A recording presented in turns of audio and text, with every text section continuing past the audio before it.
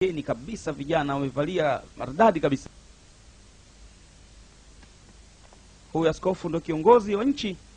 Anaona hapa pana wageni leo hapa. Kwa hiyo naona taarifa zote tutazikuta kwa katibu mkuu. Naam.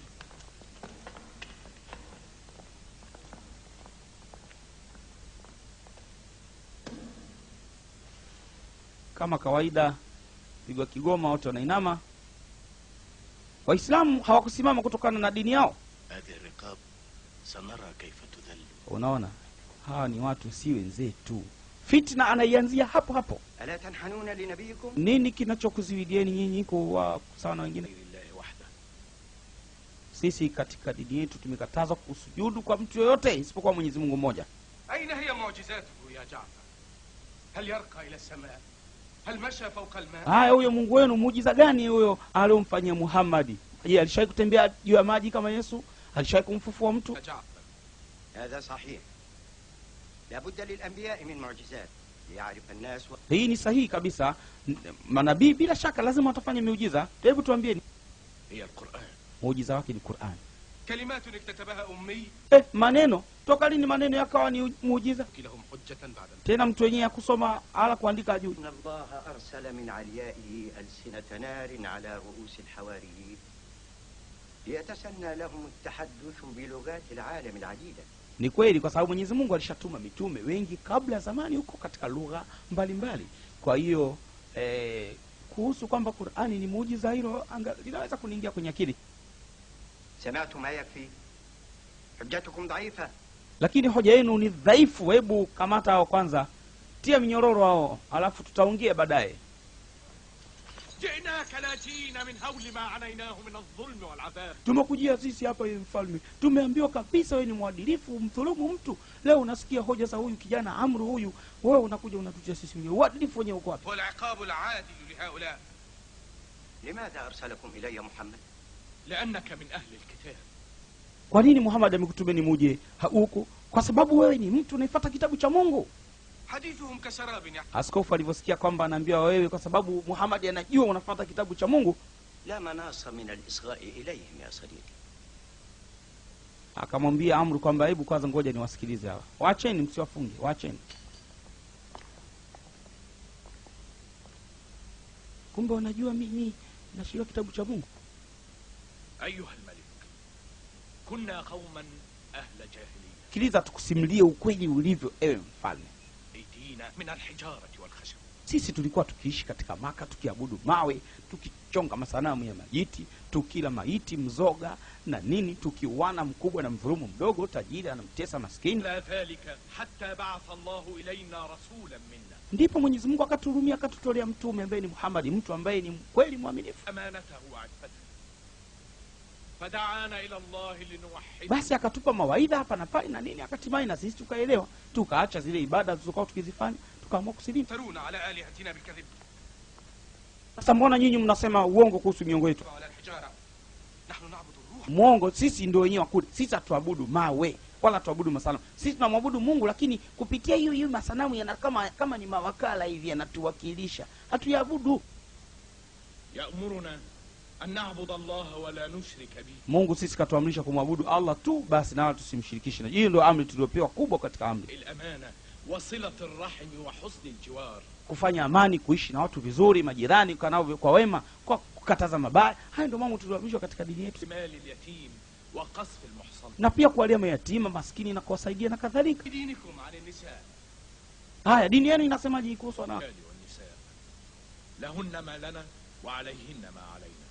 Madha lahun wa nahnu nashrihin wa nut'imuhun wa naksuhun liyakhdim. Unaona anachojibu eti wanawake kwamba wakati hao wanawake tunawalisha, tunawavesha, itakuwaje mwanamke awe sawa sana mwanaume? Hilo haliwezekani. Atamtahinu almar'ata allati hamalatka fi batniha khalqan min. Wewe Amru unamtukana yule ambaye wewe umelala katika tumbo lake mama yako, unamdharau namna hiyo. Hivi wewe unayo akili timamu kweli?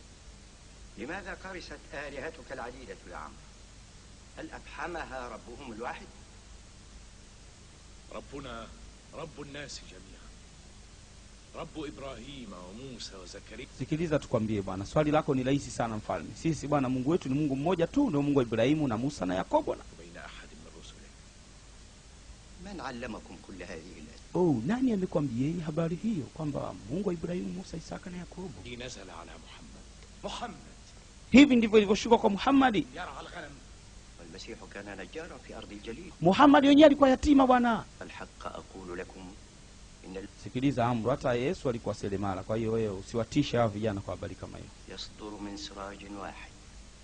Dini ya Muhammad hiyo ya kwenu na dini yetu sisi kwa hakika inatoka katika uchochoro mmoja tu. المسيح. يقولون إنه عبد مثل باقي البشر. Hao namtukana Yesu. Wanasema Yesu ni kijitu tu, mtu wa kawaida tu. نقول فيه الذي جاء به نبينا. Sikiliza sisi tunachosema kuhusu Yesu katika yale ambayo yameshuka katika Qur'ani yetu. مريم البتول. Yeye ni anatokana na neno la Mungu. كيف؟ هل جاء في قرآنكم عن مولد المسيح شيء؟ Je, katika Qur'ani yenu iko habari yoyote inayohusu kuzaliwa kwa Yesu? أن أتلوه. Naam. تعرف Hebu njoo nisomee nisikie inasemaje kuzaliwa kwa Yesu katika Qur'ani yenu. بسم الله الرحمن الرحيم. واذكر في الكتاب مريم إذ انتبذت من أهله. Mtaji sana Mariam katika kitabu hichi pale Mwenyezi Mungu alipojalia akajitenga na watu wake akakaa upande wa mashariki. فأرسلنا إليها روحنا. Ndipo tukampelekea Roho Mtakatifu بشرا سويا. katika umbile la kibinadamu.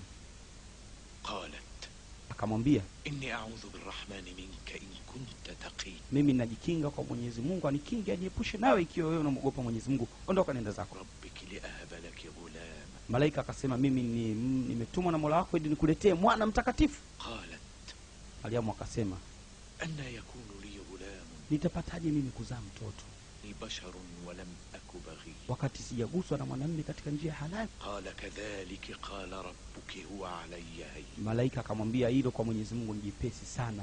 جعله آية للناس. Nifanya hivi ili kufanya ni muujiza na alama ya kuonyesha kwamba Mungu yupo kweli. مقضية. Na hili ni jambo ambalo Mwenyezi Mungu ameshalihukumu. صدق الله العظيم.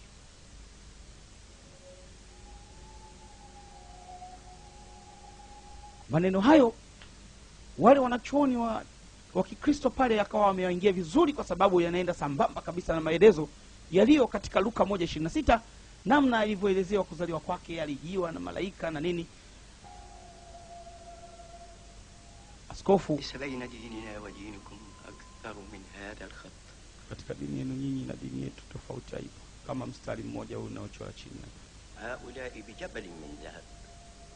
Ewe Amru, sikuruhusu wachukue wa jamaa hata unipe mlima mzima wa dhahabu. انطلق يا جعفر ومن معك وعيشوا في أرضي بسلام. Nimekupokeeni, kaeni kwa salama na amani katika nchi yangu, muishi bila wasiwasi wote.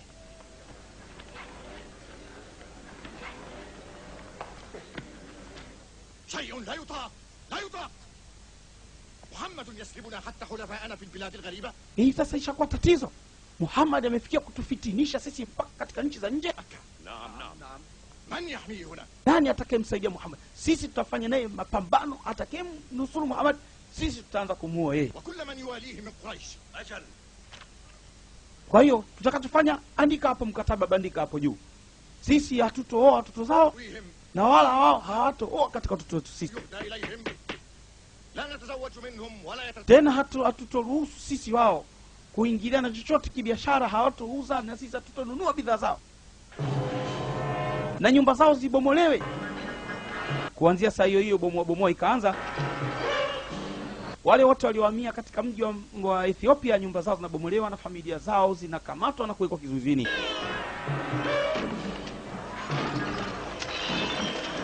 Kwa kweli ilikuwa patashika. Watu wameondoka kujinusuru, lakini hatimaye huku nyuma mambo ndio yanazidi kuharibika.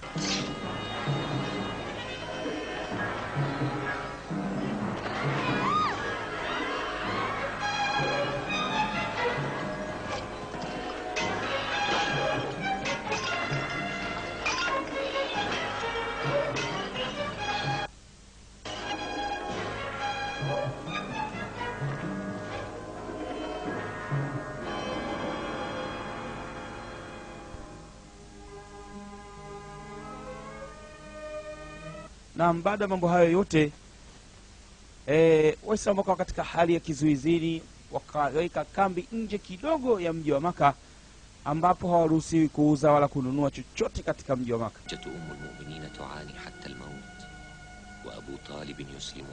Waliishi katika mazingira magumu sana, watoto wadogo, wazee, ilikuwa hali ni taabani kwa kweli. Wengine walikufa kwa sababu ya njaa. Lakini ndugu ambao bado hawajasilimu hawakufurahishwa na jambo hilo, kwamba ndugu zao ambao wameshasilimu wanapata tabu ya dhiki ya kuishi katika mazingira magumu. ما معنى هذا؟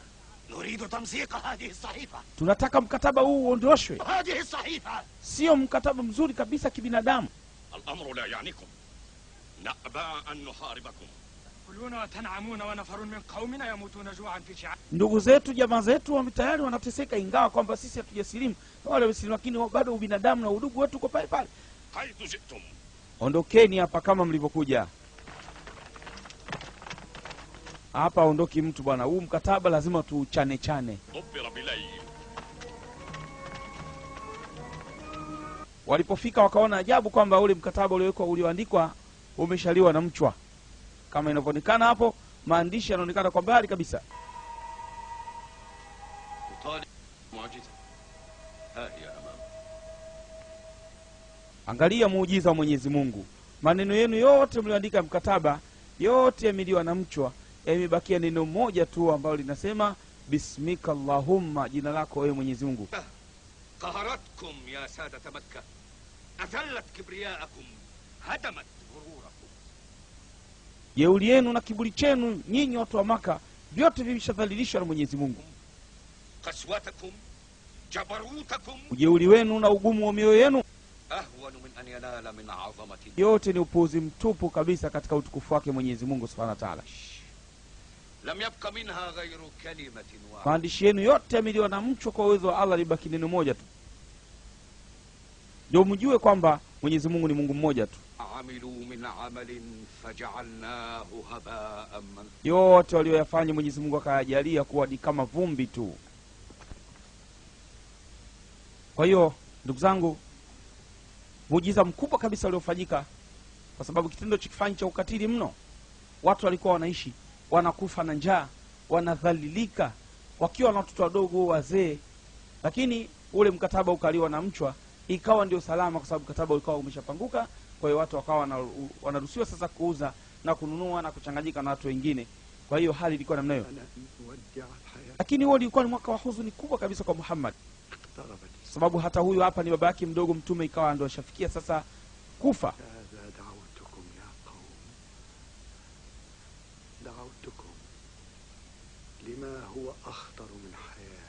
Nimekuiteni katika jambo moja, nataka niwaambie ambalo jambo hilo ni la hatari sana kuliko kifo changu mimi. Nayo ni kuona sulhu baina ya Muhammad na nyinyi. قل له أن يكف عن سب آلهتنا يا أبا طالب. Hiyo sulhu haiwezekani, sababu yeye anatukana miungu yetu ya wewe Abu Talib. بدينه فإن رضي بذلك Sisi tutamwacha yeye na dini yake, na yeye atatuacha sisi na dini yetu. Akikubali jambo hilo hakuna tatizo. غير كلمة واحدة. Mbona Muhammad hana isipokuwa neno moja tu analokuambieni, neno hilo moja? أما كلمة الإله الواحد. Hata yalikuwa maneno 10 si hatuyakubali. Yote yalikuwa 10 tungekubali, lakini swala kutuambia Mungu mmoja hatuwezi kukubaliana nalo. Lakini mengine hatuna tabu tukubali. Kwa hiyo Abu Talib akafa mwaka huo. Baadaye Nabii Khadija naye pia mwaka huo akafa. Ukijumlisha na lile swala la mkataba ule wa udhalili, ikawa ni mwaka ambao uliitwa mwaka wa huzuni kubwa kabisa.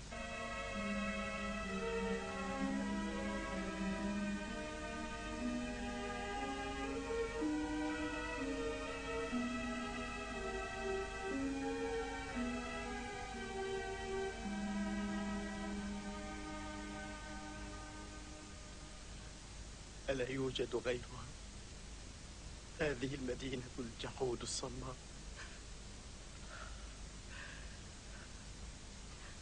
تكاثرت الأحزان. Kwa kweli huzuni imekuwa nyingi mno. ودعنا خديجة. Jana tu ndo Khadija ameshatutoka. من لي. واليوم أبا طالب. Wallahi Khadija alikuwa ni kama mama yangu aliyelizaa. لم يعد لنا في مكة سند ولا حماية. Kwa kweli ni mwaka wa huzuni kubwa kabisa kwa mtume na sisi waumini wote, mwaka wa huzuni kubwa kabisa. الآن وبلا إبطاء يريد أن يخرج إلى الطائف. Lakini mtume sasa kwa kweli ameona bora ahame, aondoke aende katika mji wa Taif, حيث لا أبو سفيان ولا أبو جهل ولا أبو لهب. kwa sababu huko Taif hakuna Abu Sufyani wala Abu Jahali. Kwa hiyo ndipo mtume akaamua sasa kuondoka katika Maka na kwenda katika mji wa Taif. Kuna watu ambao wa kabila la Bani Thaqifa, huenda labda angepata support kwa watu hao baada ya kuona watu wake Makuraishi wa Maka wamemkataa na kumfanyia vibaya kabisa katika jambo lake. Kufika Taif nako mawe mtindo mmoja, ikawa afadhali kule Maka alikotoka, maana kule walikuwa wakimstahi, wakiadhibu watu wengine, lakini Muhammad alimstahi. Lakini hapa anakula mawe Zaidu na Muhammad. Kijana Zaid ibn Harith anajaribu kuyakinga mawe ili asimfikie mtume.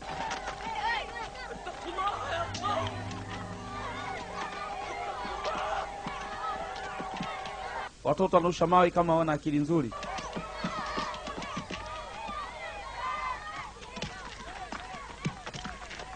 Tena mawe hayo sio tupu, ilikuwa na matusi mazito mazito ya nguoni kabisa, wakimtukana bwana mtume. Hajawahi kupata mkongoto toka ameanza kupata utume, isipokuwa huu ndio ukawa wa kwanza kabisa katika maisha yake. نصرا. Baadaye akawa amepumzika pembeni, katokea kijana mmoja na msalaba wake maridadi kabisa hivi, خذها إلي.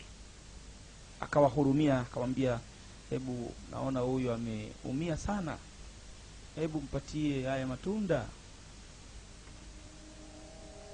Kwa hiyo wanaenda kwa mtume ili angalau wapate kujifariji kutoka kwa mwenyeji wao, matunda angalau wapate kujifariji kutokana na kile kipigo. الدماء تسيل من قدميه. Naona damu nyingi sana katika miguu yake. Ameumia sana. يدعو رب. Subiri, anaomba dua. Wacha anaomba dua. Ndipo Zaid alipofika, kumwona mtume akifanya dua, akimwomba Mwenyezi Mungu baada ya mtihani ule wa kupigwa na mawe. لتحيلتي وهواني على الناس. Zaidu naye akasema, hapana, siwezi kukuacha ukiomba dua hivi hivi. Akawa na yeye Zaidu akifuatisha dua ile ile alikuwa akiomba mtume sallallahu alaihi wasallam. إلى من تكلني؟ إلى بعيد يتجهمني أم إلى عدو ملكته أمري؟ إن لم يكن بك غضب علي فلا أبالي، ولكن عافيتك هي أوسع لي. أعوذ بنور وجهك الذي أشرقت له الظلمات وصلح عليه أمر الدنيا والآخرة. Na historia inatuambia kwamba aliteremka hapo malaika ambaye Mwenyezi Mungu Subhanahu wa Ta'ala amemwacha awe anaangalia milima, أو يحل علي سخط. akamwambia, ya Muhammad, omba lolote lile. Mwenyezi Mungu anakwambia omba lolote, sisi tuko tayari hapa tukupe kampani. ولا حول ولا قوة. Ukitaka tutaweza kupromosha milima yote hii ikafunike katika nyumba zao hawa watu waliokupiga mawe pamoja na wazee wao. أنصح بالرحيل. Lakini mtume kwa upole kabisa طائف لم. akamwambia, hapana, hawa waache hivi hivi tu. Inni la arju yukhrij Allahu min aslabihim man yatawalla, mimi nategemea kutoka katika hawa walionipiga leo mimi, Mungu atajalia wanaweza wakazaliwa watoto ambao watakuja kuwa ni watu haswa wa kutegemewa katika dini hii. Na historia ikaja ikatimia utabiri huu wa mtume mpaka sasa hivi. Katika mji ule wa Taif umetoa wanachuoni wakubwa kabisa. من قريش يتوافد رجال من الأوس والخزرج خصماء الدهر يبايعون على المنعة والنصرة متآلفين إنهم يرجون أن يهاجر النبي إليهم. Ndipo habari zilipofika katika miji mbalimbali kwamba Muhammad amepigwa mawe, لكن البيعة لا watu wakazi katika mji wa Madina wakajikusanya na kufanya kuapizana kiapo cha utii na kumpokea bwana mtume na kumhifadhi kwa nguvu zao zote. عربي كافة تبايعون على أن يكون المؤمنون الغرباء إخوانكم والكافرون أعداءكم ولو كانوا ذوي قربى. تبايعون على تحطيم أصنامكم. Watu wote inatakiwa hapa ni kuapa kila mmoja kwa nafsi yake ya kwamba atakuwa tayari kabisa kupokea mtume na maswahaba wote na kuwahifadhi katika hali yoyote ile, ubaya na wema. وإما أنكم قوم تخافون من أنفسكم. Ikiwa kama nyinyi mko tayari basi vizuri, na ikiwa kama mna uoga katika nafsi zenu basi hapo sasa hakuna lawama yoyote, hakuna atakayewalazimisheni. ما نمنع أنفسنا وأبناءنا وأهلينا. Wallahi na hapa mbele yako ewe mtume wa Mwenyezi Mungu kwamba tutakupokea, njoo katika mji wetu Madina, sisi nyumba zetu, familia zetu na kila kitu chetu tutakitoa kwa ajili yako, na tuko tayari kwa hali yoyote itakayotokea, tutakuwa pamoja ya Rasulullah, hatutokuacha udhalilike, upigwe na utaathirika kiafya na pamoja na maisha yako. Huku sisi tupo katika watu wa Madina, sisi watu wa Madina sio kama watu wa Taif wala sio kama watu wa kwenu hapa Maka. Sisi tutakuhifadhi ya Rasulullah, wewe na jamaa zako, amieni katika mji wetu. Kilikuwa kikundi cha watu kadhaa ambao walienda usiku katika mji wa Maka na kumhakikishia usalama bwana mtume. Ndipo mtume akatoa ruhusa, kundi likahama kutoka Maka na kuhamia Madina, kundi la watu wapatao kama watu 70 hivi au wanazidi kidogo. Lakini katika kuhama huko yeye mtume hakuhama siku hiyo hiyo, aliacha kwanza watu watangulie. Na alifanya hivyo makusudi kwa sababu Muhammad alikuwa ni mtu mwenye kuaminiwa na kila mtu. Makureishi pamoja na kumpinga kwao, lakini walikuwa wakiweka amana zao, pesa na vitu vya thamani mtume awatunzie. Kwa hiyo walikuwa anachukua zile amana za watu na kuzirejesha kwa wenyewe na zingine kuzikabidhi kwa Ali ibn Abi Talib na kumwambia kwamba mimi nitakapoondoka hakikisha unalipa mali za watu na wakabidhi wenyewe, wakati huo mimi nimeshaondoka katika mji huu wa Maka. wa Abdurrahman ibn Auf wa Ubaidah ibn. Kwa hiyo kiliondoka kikundi cha kwanza bwana ambacho kilikusanya maswahaba wengi tu. Sharafi Quraish wa aqwiyaiha 70 au yaziduna qalilan هم كل هؤلاء المتتابعين في مسيرة قدر لها أن تصحح مسار الزمان والإنسان. Naam, tafsiri hii inatiwa maneno ya Kiswahili katika keseti na mimi mtangazaji wako Dr. Rashid Pilingu. أثر أن يبقى حتى يطمئن على. Na pia jua vile vile kwamba الله أكبر. msimulizi wako hapa unayemsikia Rasulullah ila al-Madina. Anatoa tiba za kisunna al-Islami. Matibabu ambayo ni tiba sahihi kabisa katika tiba asilia. Muhammadun asbaha umma, ambayo inafanyika katika njia nzuri, hakuna mambo ya ramli wala ushirikina, katika hospitali yetu ambayo ipo Kigogo, Dar es Salaam. Kwa ushauri piga simu namba 0713 494945. تلومني يا أبا سفيان، أصبحتم في قبضة يده، لن تمضوا بقوافلكم إلى الشام إلا متسللين أو يأذن لكم. Ndio, huyo ni rais wa Madina bwana Abdallah bin Ubay bin Salul. Amekuja kuchukua ushauri kwa wazee Makuraishi wale wa Maka. ila mata? إلى أن تهب العرب معكم. Ndipo akamuuliza na yeye kwamba utafanya fanyaje? Sasa mimi nitasubiri kwanza. ma huwa dawruk? Nini fikra yako sasa wewe? هل يظن أن يترك له مسقط رأس؟ Mimi ninachoona nitaingia tu moja kwa moja katika dini ya Uislamu, lakini itakuwa kimtindo fulani hivi. نعم يا هند. Naam ya Hindu, ndio itakuwa hivyo, itakuwa nimo kiaina, sio Uislamu kamili. يمرغ وجهه في التراب 5 مرات كل يوم. Yani kweli wewe Ibn Salul, yani ukae na Uislamu alafu uswali mara 5 kwenye mchanga unasujudu kweli, alafu tuambie sisi kwamba eti unaingia kiaina tu? Hata si watukubali. Muhammadun sawfa yuqtal. Kitu ninachokwambia Muhammad, hakuna shaka muda mchache tu anauawa. Njoo tukuoneshe mpango tulioandaa sisi, namna tutakavyomfanya Muhammad. min kulli qabilatin akhadhna shaban fatih. Tumechukua kijana, kila kabila kijana mmoja, watamvamia, piga mpigo mmoja Muhammad katika kitanda chake, biashara tumemaliza. Hiyo ndio fikra yangu mimi Abu Jahal. damuhu baina qabail. Mnasemaje jambo hili? Inaha fikra. Wazo langu mnalionaje? la adhunnuha tunhi amra. Mimi sina dhana nyingine yoyote zaidi ya hiyo. ولكن فكرة تحسم الأمر. lakini mume wangu naona wazo la Abu Jahali wazo zuri sana katika jambo la dini yetu, maana Muhammad naye huyo. Ndipo kundi la vijana likaandaliwa, wakaingia pale usiku katika nyumba yake Mtume mbeba mikuki ili wafanye vile ambavyo alivyoelekeza Abu Jahali. Kwa hiyo tuone mambo yatakuwa vipi. Hapo sasa ndo wanaingia katika nyumba ya Mtume Muhammad. Lakini Mwenyezi Mungu alimletea ufunuo, akamwambia kwamba usiku wa leo ni hatari, usilale katika nyumba yako, bora ufanye lolote lakini usilale katika nyumba yako.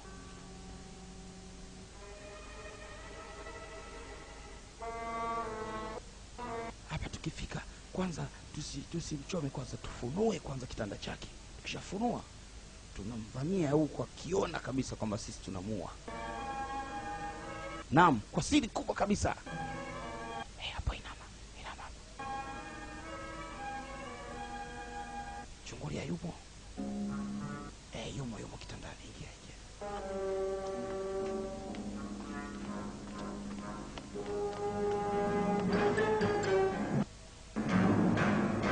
Haya, funua shuka.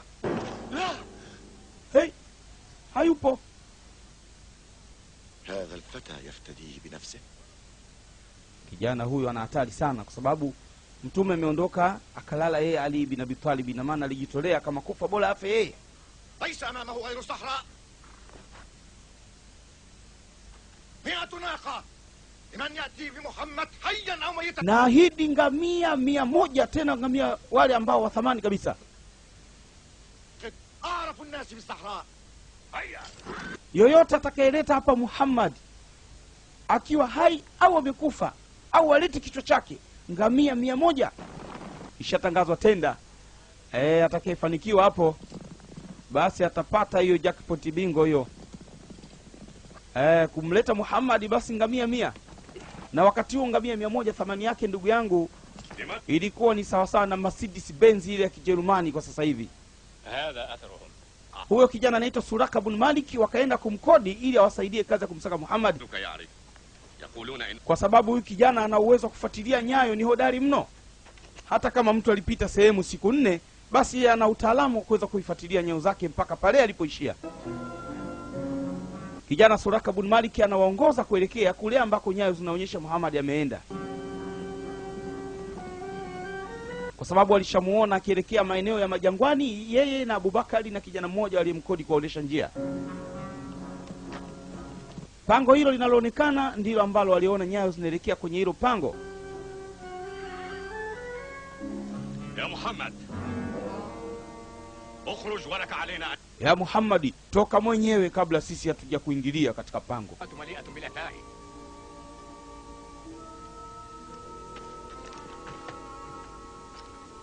Muhammad, inkashafa amruk. Muhammad, toka mwenyewe, jisalimishe mwenyewe kabla tujaingia. Laisu huna. Asiju al-ankabuti lam hayumo. Hizi nyuzi za buibui wakati anaingia sizingekatika hizi. huna. Limadha tawaghalna fil gharbi? Ndugu zangu hapa jamani, tusidanganyane hapa. Jamani, mtu mkubwa tishiwi nyau bwana. Yaani humu aingie mtu humu na nyuzi za buibui hizi hapa zisikatike. Hii haiwezekani. Basi ndivyo ilivyokuwa mpenzi, kwamba Mwenyezi Mungu akamleta buibui kwa dakika ile ile. Alitengeneza pale uzi kwa haraka ili angalau waje kuamini kwamba humu ndani Muhammad hayumo. Jallat qudratullah. Hai ni miongoni mwa miujiza ambayo iliyofanyika katika kumnusuru mtume. Illa khuyutun wahinatun min nasiji hadha al-ankabut. Abu Bakr dakhil al-ghar yarta'idu farqan 'ala an-nabiy wa masir al-islam. والنبي يهمس لصاحبه فيه. Na hivi ndivyo inavyokuwa, kwa sababu msaada wa Mwenyezi Mungu unaweza ukaletwa katika kitu kidogo kabisa unachokidharau. بعد الغار رح النبي وصاحبه ودليلهم الأعرابي فوق صحراء لم تطأها من قبل أقدام إنسان. Kwa hiyo Muhammad wakamkosa ilhali alikuwemo ndani ya pango hilo, yeye na Abubakari, ikawa wamesalimika. Baadaye wakafanya safari kuelekea katika mji wa Madina. يترقب المسلمون مقدم رسول الله وقلوبهم من الخوف والإشفاق تكاد تحترق. Na Waislamu katika mji wa Madina walikuwa wakimsubiri kwa hamu kubwa na wasiwasi mkubwa kwamba huenda labda amekamatwa, wengine wamepanda juu ya miti kuangalia kwa mbali kabisa waone kama Muhammad anafika au vipi. Kwa hiyo mji wa Madina wamekaa kwa hamu kubwa wakimsubiri bwana mtume. Hamza bin Abdul Muttalib. هل من شيء؟ لا Vipi huko kuna chochote? Bado mzee, subiri tu. Mwenyezi Mungu mjalie Muhammad na Abubakar wafike salama katika mji wa Madina. Naam, Hamza ni miongoni mwa mashujaa kubwa kabisa ambao waliingia mwanzo kabisa katika Uislamu, na ikawa moja sababu, kwa sababu walikuwa ni mtemi, ikasaidia angalau kidogo Waislamu kuwa na nguvu hivi. Kwa hiyo watu wa Madina wanamsubiri kwa hamu kubwa bwana mtume. Sijui itakuwa vipi, maana watu wamejitoa kwa wingi, wameacha shughuli zao.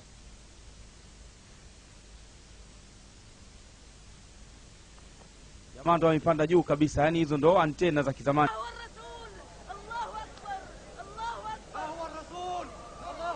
Huyo mtume tumemwona, yule anakuja na Abubakari.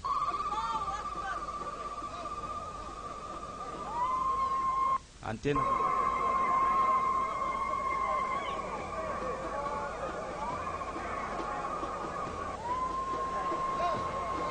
Baada ya tabu ya muda mrefu kabisa, kwa sababu watu walikuwa kisini mwanzo wanapigwa, wanatiwa selo, wakaamua kuingia katika mji wa Ethiopia. Huko nako wakafuatwa, kwenda wakafanywa fitna. Bado haikutosha, kakimbilia katika Taifu, wakakutana na mawe. Sasa kwa mara ya kwanza wanaingia katika mji ambao wanapokelewa. Mtume akiwa amefuatana na Abubakari. Na huyo hapo ni rais wa Madina, anaitwa Abdallah bin Ubay bin Salul.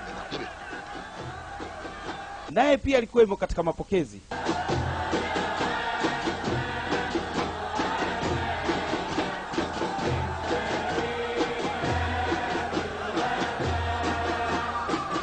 Abubakar Siddiq amepanda ngamia mweusi na Mtume Muhammad SAW amepanda ngamia mweupe.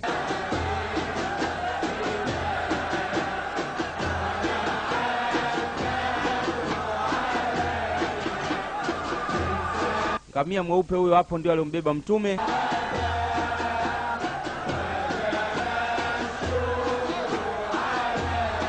Akina mama nao hawakujiweka nyuma, nao walikuwepo vile vigelegele kama kawaida.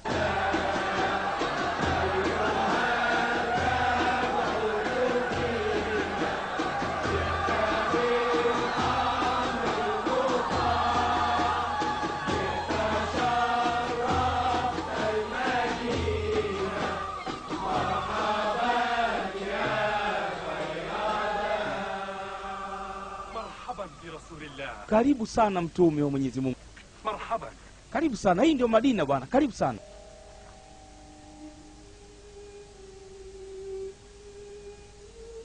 Abdallah bin Ubay bin Salul, rais wa Madina. Huyo ndio rais wa wanafiki wote wa dunia nzima. Baiti ashrafu biyuti Yathrib. Naam, nyumba yangu mie ndio nyumba bora sana katika Madina hii. Kwa hiyo utafikia katika nyumba yangu, sio na wasiwasi. Dari ya Rasulullah. Watu wote hamna haiwezekani. Ya ma'ashar al-ansar. Enyi watu wa Madina na Maka. La yarda an yufaddila. Mtume akuja hapa kumfagilia mtu yoyote kati yenu. Isma'u. Rasulullah yaqul khallu sabila an-naqa fa innaha ma'mura. Sikilizeni enyi watu, mtume anasema kwamba mwacheni ngamia wake, basi atakaposimama ndo hapo itakapojengwa nyumba atakayoishi mtume, na ndipo atakapojengwa msikiti wake. Huyo ni Abubakar Siddiq. Kwa hiyo ngamia mtume anashuka chini, mtume apate kushuka, sababu ngamia ni mrefu, huwezi kuteremka paka ainame chini kidogo. Halun dhaki. Ikhtiyaru naqa lan yakhtar. Ujinga huu. Wewe mnyama toka lini atajua sehemu ya kukaa binadamu? Bora niondoke zangu. Kwa hiyo rais wa Madina ameona upuuzi, anaona bora ende zake kuliko mgeni kukaa katika sehemu ambayo ngamia ataichagua. Kwa hiyo baada ya kushuka mtume katika huyo ngamia, ngamia anaachwa tu aende sehemu atakayosimama tu, basi ndio hapo atajengwa nyumba ya mtume na msikiti. Lakini hapa pana falsafa nyingi sana, kwamba ngamia miongoni mwa maajabu ambayo Mungu amemwekea, anajua hali ya hewa, kwamba sehemu hii inafaa sana kuishi na sehemu hii si nzuri. Na pia vile vile riwaya zinatuambia kwamba huyu ngamia alikuwa akiongozwa na malaika Jibrilu, ambaye alikuwa akimuongoza kwamba hapa ndo haswa na hii ilikuwa kuondoa fitina kwamba afikie katika nyumba ya nani.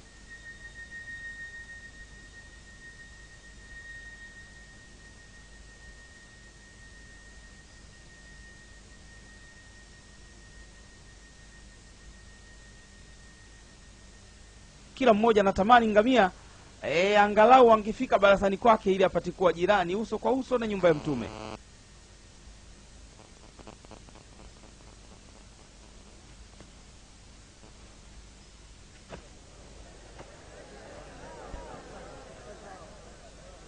Bismillah nuqimu baita rasul. Kwa jina la Mwenyezi Mungu tunaanza kujenga nyumba hapa. Katika nyumba kitu cha kwanza tunaanza kujenga nyumba ambayo tutamwabudu Mwenyezi Mungu, alafu tunajenga nyumba ya Mtume. Watu ndipo kazi imeanza mara moja. Kila mmoja amechukua position yake, wa kuchimba mashimo, wa kukata miti, kukusanya udongo, wengine matofali. Basi kila mmoja alichukua nafasi yake katika kazi kuhakikisha kwamba nyumba ya Mwenyezi Mungu kwanza inasimama, kisha tunajenga nyumba ya Mtume.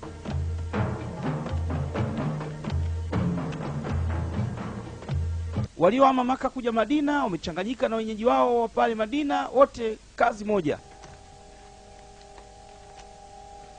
Rasulullah yahmilu ala kahilihi alahjar. Mtume anabeba tofali. Istarih anta, istarih. Pumzika ya Rasul, usipate shida bwana. Sisi tuko kwa ajili yako bwana, tutakusaidia. Hii kazi tuachie sisi bwana. Wewe tena ubebe tofali. Maana ilikuwa Mtume naye hakukaa nyuma kama ilivyo viongozi wengine, kazi yao kuonyesha tu. Basi yeye alikuwa akishika kazi bega kwa bega. Vipi huyu Mtume inavyoonekana umri wake, kwani anafika miaka mingapi huyo? Basi kama hivyo mnapokutana wenyeji na wageni, mnakuwa mkiulizana maswali ya hapa na pale. Bilali naye akuwa nyuma.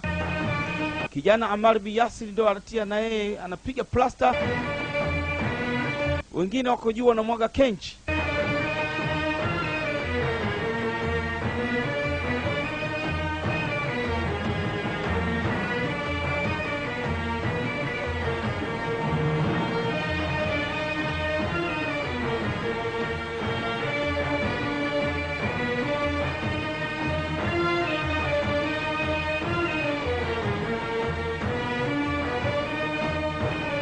Siku zote huwa umoja ni nguvu na utengano ni udhaifu.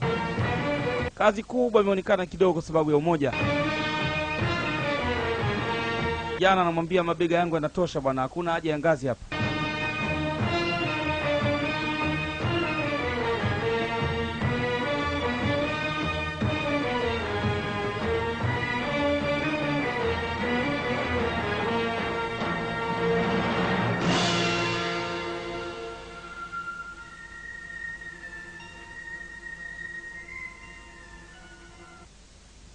Hatimaye kazi imeisha. Biiradati llahi tamma binao.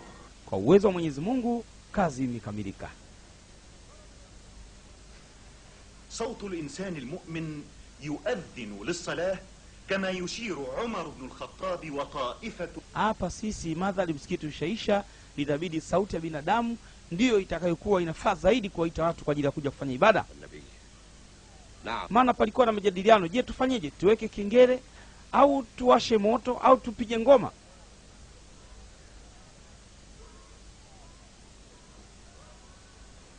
Ana la tataraddad ya Bilal. Kwa hiyo Bilali, Mtume sallallahu amekuchagua wewe ndiye utakayekuwa mwenye kuwaita watu kwa ajili ya swala.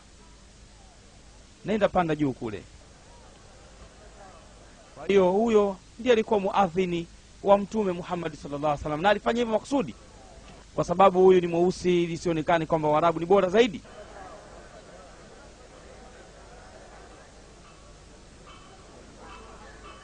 Allahu akbar, Allahu akbar, Allahu akbar, Allahu akbar. Ashhadu an la ilaha illa Allah, ashhadu an la ilaha illa Allah, ashhadu anna Muhammadan Rasulullah, ashhadu anna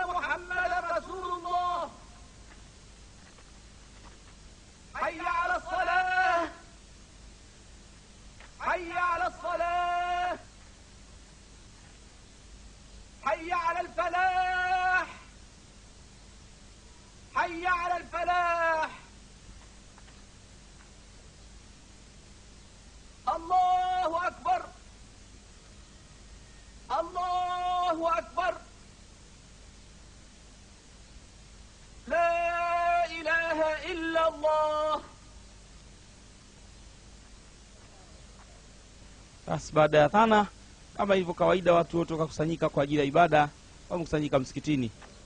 يا إخوة الإيمان، رسول الله يقول للمهاجرين والأنصار: تآخوا في الله أخوين. Enyi jamaa zenu, enyi jamaa zetu wa Madina na jamaa kutoka Maka. Mtume sasa anaagiza kwamba nyinyi watu wa Madina na wa Maka, kila mmoja amchague mwenzie, muwe wawili wawili, mchagueni mkifanyana kuwa ni ndugu na marafiki. تعالقوا جميعا إخوة في الله. Sasa katika kuchaguana kila mtu na mwenzie, rais wa Maka akakutana na mtu mweusi, anamwangalia, lakini kwa kuwa alikuwa ni mnafiki, siku ya pili tu huyo kaingia katika Maka, kaenda kwa Makureishi. Muhammadun yunasibu nafsahu sultana, Muhammad anajifagilia peke yake katika cheo.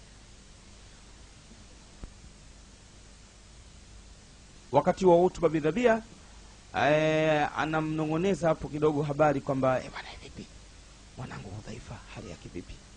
Kwa sababu kijana Hudhaifa amesilimu, kamwacha baba yake katika bado na harakati zake za kumpinga Muhammad sallallahu alaihi wasallam. ila salat, Mwanao amezidiwa sana na kuswali huko kwa Muhammad, kuswali mtindo mmoja. Kwa hiyo Abdallah amewaletea aya ambazo zimeshuka, kwa hiyo wameleta ili kuzisoma na kuzijadili na hasa zaidi ni kuzifanyia kejeli tu. ما هذا؟ المؤمنون والمسلمون من قريش ويثرب ومن تبعهم فلحق بهم وجاهد معهم أمة واحدة. تغرنك هذه الأقوال. Waumini wote pamoja na Waislamu wote kwa pamoja, wa Madina na wa Maka, wote ni umma mmoja. إن الجار خطر يكمن هنا. إن الجار كالنفس غير مضار ولا آثم.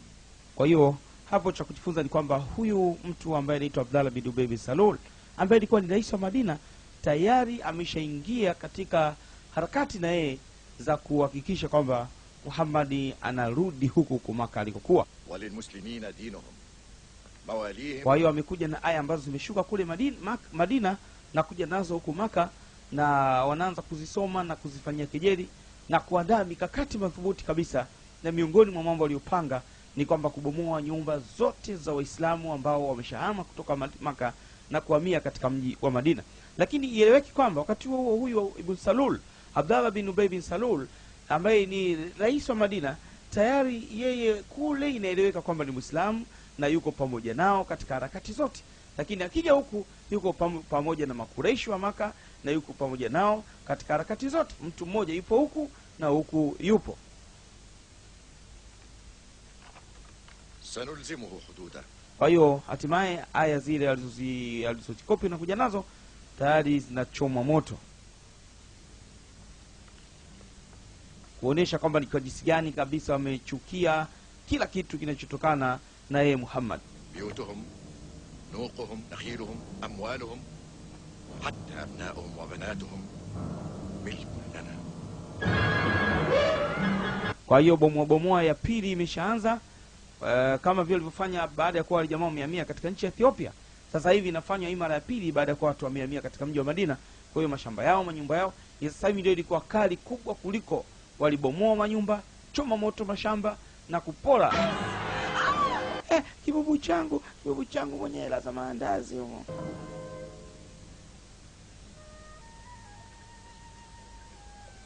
ayuha almuhajirun. Sasa Ibn Salul kasharudi katika mji wa Madina, analeta ripoti kutoka Maka. Sasa huko analeta huko, sasa huko analeta huko. استلبوا كل ما لديكم في مكة. لم يعد لكم هناك درهم ولا دينار. متجر أبي بكر. Sikizeni habari kutoka Maka. Mimi natoka Maka sasa hivi.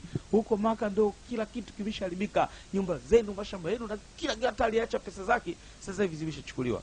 هنا ولا هناك. Kwa hiyo hamna kitu hapa, hamna kitu na kule hamna chochote. هل أسمع شيئا عن. Kwa hiyo cha msingi hapa ni kupigana vita tuna wa jamaa hawa. وهل لديكم حل آخر؟ والله لا نقاتل إلا بأمر الله ورسوله. Wallahi hatuwezi kupigana kwa jazba tu isipokuwa mpaka ije amri ya Mwenyezi Mungu na mtume wake. أنتم ضيوفنا. لو بقي عندنا رغيف واحد فنصفه لكم basi nyinyi ni wageni wetu hapa, sisi ndio wenyeji, basi mtakavyoona nyinyi, sisi hakuna tatizo. Kama mtabaki hapa hapa Madina au mtaamua kurudi Maka, basi sisi hatuna tatizo lolote. Lakini habari hizo ziliwachoma sana, ikabidi wakakusanyika wote kwamba sasa jamani, hata bora tumshawishi mtume akubali tukapigane vita na wale jamaa. لا والله ما يهدم الحق ولا يقوم الباطل. نحن نسير في رعاية الله وتحت رايته لن نغلب. Ya Rasulullah, wallahi hali ilivyo sasa hivi, hata haki yenyewe bado haijasimama vizuri, wala batili haijaondoka. Hawa jamaa wanazidi kutuathiri sisi kimaisha, kushabomoa nyumba zetu kwa taarifa kama hivyo zilivyotufikia. Mashamba yetu yanachoma moto, familia zetu zinaharibika. Mambo gani? كل ما نملكه تحمله Kila kitu chetu wameshatuharibia. وقوافلهم في متناول أيدينا. Mambo gani haya? فردنا ما سلب منا غدرا بالقوة. Tunakaa sisi watu, tuna nguvu za kutosha, tuna ubavu wa kutosha, tunaweza kupigana na Rasulullah. Turuhusu sisi sasa hivi.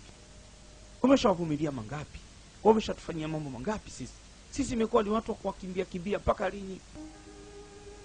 Kwa hiyo Waislamu wote wamemwakilisha Hamza bin Abdul Muttalib komando, ili angalau labda kwa kuwa yeye umri wake ni mtu mzima, labda mtume anaweza kubali akatoa ruhusa ya kupigana.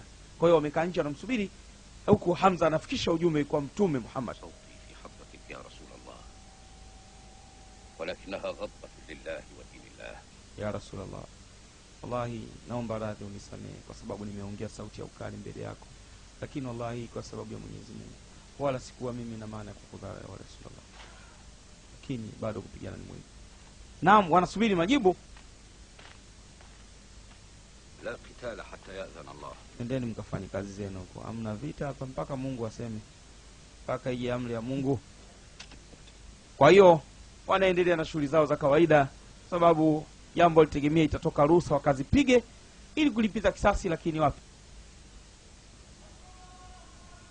بلال انظر إلى الشمس. Mbona adhana saa hizi na muda wa swala bado?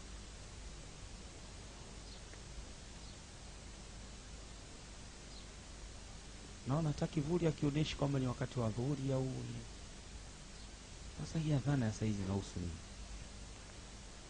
Hata wacha tukimbilie msikitini. Naam, kama ilivyo kawaida na desturi ya Waislamu, kunapotujia adhana katika mida ambayo ilikuwa sio ya swala, basi kuna dharura muhimu. Kwa hiyo watu wote inabidi wakusanyike katika msikiti.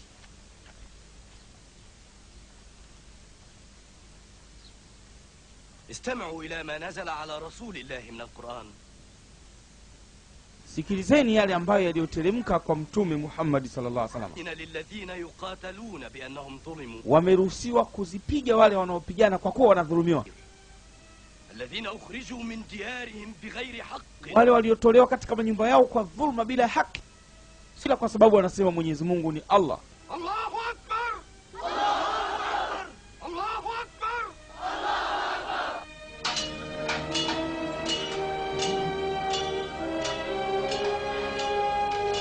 Kwa hiyo baada ya kutolewa ruhusa, sasa wanajiandaa sasa vizuri na kuandaa silaha maalum. Kwa hiyo silaha zinatengenezwa hapo. Hizo ndo submachine gun hapo. Na maandalizi namna hiyo.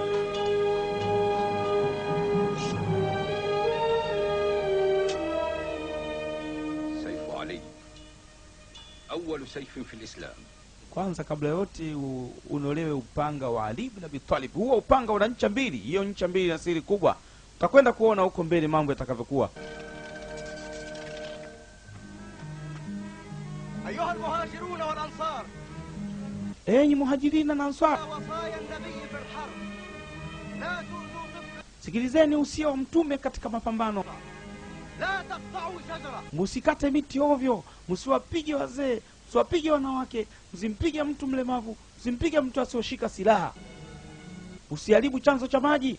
والآن إلى أمان بدر. Haya sasa kila mtu achukue nafasi yake.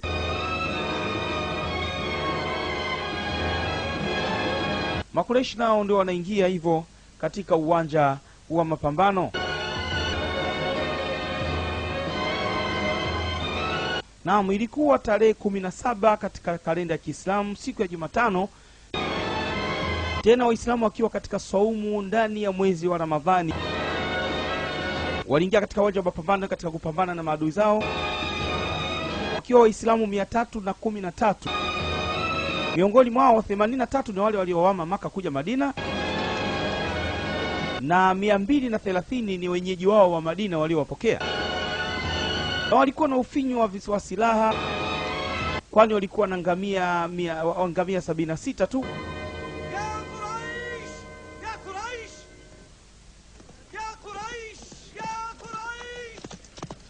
Enyi Makuraish, sikizeni habari.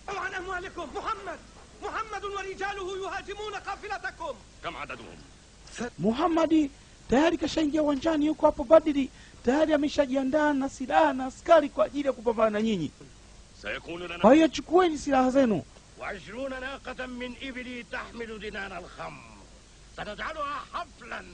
Basi huyo kashajiingiza mwenyewe katika reli zetu huyo. Cha kufanya hapa sasa, mambo hapa ni vita tu. Vita. Kwa kweli Makuraish walijiandaa vizuri katika vita hivyo, kwa sababu Waislamu walikuwa na ngamia 76 na farasi wawili, wakati Makuraish walikuwa na ngamia 700 na farasi 100. Na katika askari hao, miongoni mwao kulikuwa na askari wapatao 600 waliovaa helmet au bulletproof, yani zile nguo za chuma za kivita. Na kulitokea wafadhili wale mamilionea matajiri wa Makuraish wapatao 12, walijitolea gharama ya kubeba msafara mzima, na kulifanyika donation ya nguvu kiasi kwamba waliweza kuwa kila siku moja ya vita askari walichinjiwa ngamia 10 kwa ajili ya msosi tu. Na wafadhili walikuwa hao 12, miongoni mwao akiwemo Abbas ibn Abdul Muttalib, Utba bin Rabia, Abu Jahali, Hakim ibn Hizam, ambaye huyu Hakim alikuwa ni mtoto wa ndugu yake Bi Khadija. Na pia upande wa Makuraishi, bendera ya vita ilibebwa na mtu mmoja anaitwa Suaibu bin Yazid, ambaye ni babu wa 4 wa Imamu Shafi'i kihistoria. Kwa hiyo jamaa ndo wanaingia katika uwanja wa mapambano.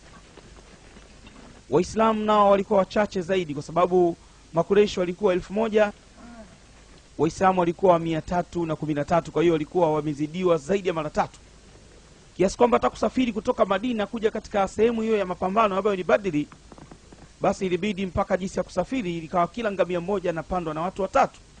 Kwa hiyo Mtume sallallahu alaihi wasallam alikuwa akipanda kwa zamu, yeye akishuka anapanda Ali bin Abi Talib, akishuka anapanda mtu mwingine, kijana mmoja bwana hivi wa Kimadina. Na Abubakar Siddiqi alikuwa yeye, Abubakari, Umari na Abdurrahman ibn al-Auf walikuwa wakipokezana watu 3, wanapanda huyu anashuka, anapanda huyu, kutokana na uchache wa zile silaha na mpaka hata vifaa vya usafiri. Kwa hiyo Makuraishi walijiandaa vizuri, wakati Muhammad na watu wake walikuwa hawajajiandaa kabisa vya kutosha, kwani wao hasa hawakukusudia kutoka kwa ajili ya kivita, bali walitoka kwa ajili ya kuzuia msafara huu wa Abu Sufyan.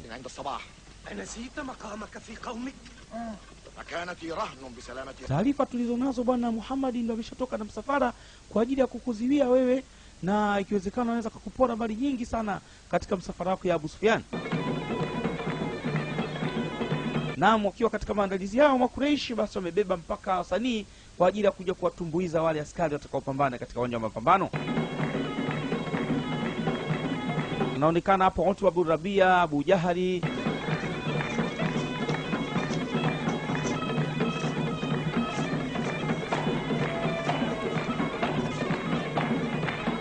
kwa kweli vita hivi vilikuwa ni vita vya kihistoria, kwa sababu watu wachache wanapigana na watu wengi ambao wamewazidi zaidi ya mara 3.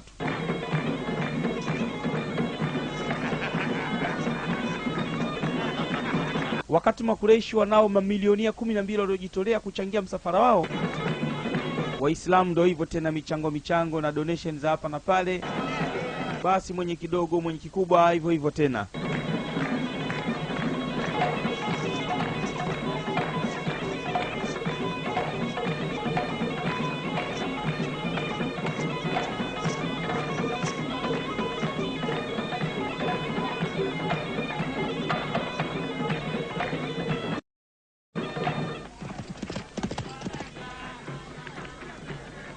Huyo ni askari wa upelelezi, ameenda kufanya uchunguzi kidogo katika kambi ya Waislamu, kuona Waislamu wamejipanga vipi.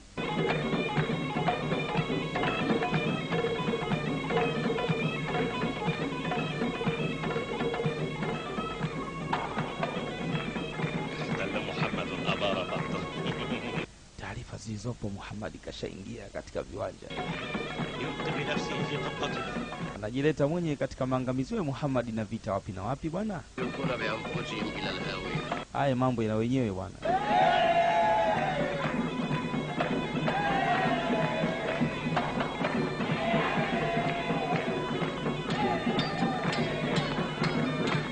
Basi baadhi ya makomando wakaona ngoja tuonyeshe show kidogo hapa,